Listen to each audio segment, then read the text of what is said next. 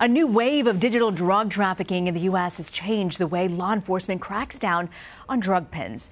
As of September 2017, more than 26,000 deaths in the country have been attributed to the drug fentanyl. And among the majority of the deadly opioids, they've been traced back to China.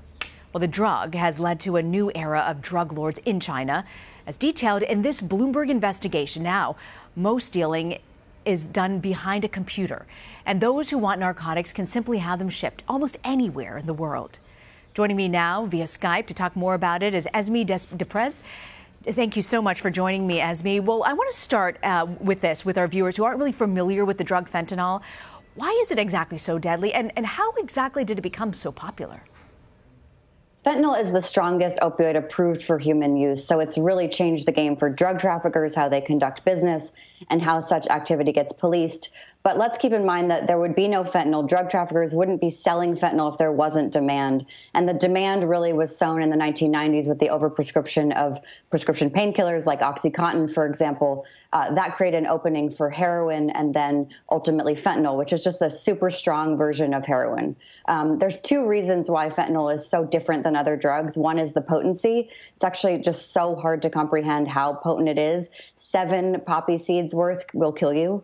It's also incredibly profitable. The investigators who put together this case against the Chinese manufacturer that we talk about in the story actually went undercover. They bought a kilogram of fentanyl for less than $4,000. Now, if they turned around and sold that on the street in tablet form, they would have made up to $30 million.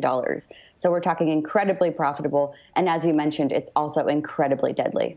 You know, Esmé, when people think about drug kingpins, most people think about these folks with guns and fancy cars.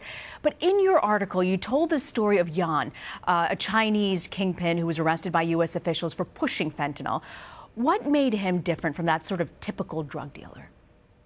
Right. So Yan Xiaobing is kind of just a regular guy in China. He's about 40 years old. He lives in the central Chinese city of Wuhan. What U.S. authorities say is that he's a new type of international drug lord.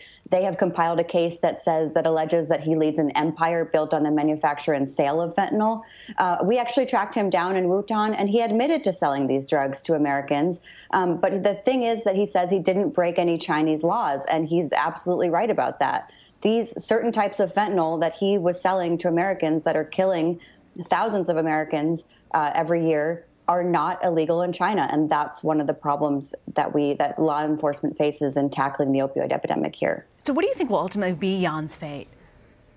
Well, China has not extradited him, and they say that they have no reason to do so yet, so he can face the American justice system because of what we just said, because he didn't break any laws. So this really gets to the heart of why it's so hard for law enforcement to tackle the opioid epidemic here, because there is constant demand. But what's not legal here is actually legal in China and other countries. So Yan, may never face the American justice system unless Chinese authorities, end up finding that he did ship some drugs to the U.S. or elsewhere that were illegal in China. Otherwise, he may never see an American courtroom. How do you think that the digital era has really changed how opioids, just like fentanyl, are policed at this point? Yeah, absolutely. So, as you talked about, fentanyl can just be bought online, as if you were going onto Amazon.com and buying a pair of shoes almost. It's almost that easy, which is what makes it so scary. But for investigators, actually, because it's all done online, and Yan is a little different. Yan actually did this openly on the web. He used Gmail. He used, open websites instead of the dark web. So a lot of drug traffickers will use encrypted messaging apps and Bitcoin and the dark web, and that allows them to hide their tracks a little bit. But what Yan did was he just did this all openly. So investigators could really trace the digital trails to find him in the same way. That's one of the reasons why Yan was so able to become an international drug lord, an alleged international drug lord. And it's the same reason why investigators could ultimately find him, because they just followed that digital path, the email traffic, the Facebook traffic, things like that. It's a new level of fingerprinting, I guess, in the digital world. It's easier to traffic, to find out. When you talk about sort of cracking down on this, Esmé, what's been the response from lawmakers here in the U.S. who really want to stop this movement of drugs? So again, it really goes back to demand. Because drugs are coming into the U.S. from overseas, it's just so hard to tackle. But investigators are really hopeful about this case in particular and others like it. The U.S. authorities are working hard to track down these global drug suppliers. President Trump and Xi Jinping, the president of China, have met regarding fentanyl.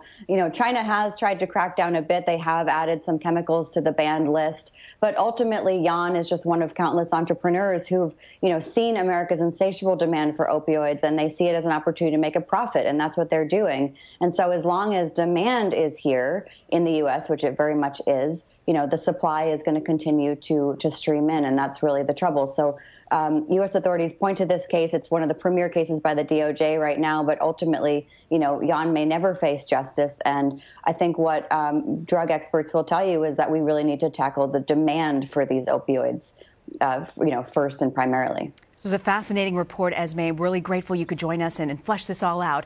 I know a lot of reporting went into this. Esmé Deprez, thank you for joining us. Thank you.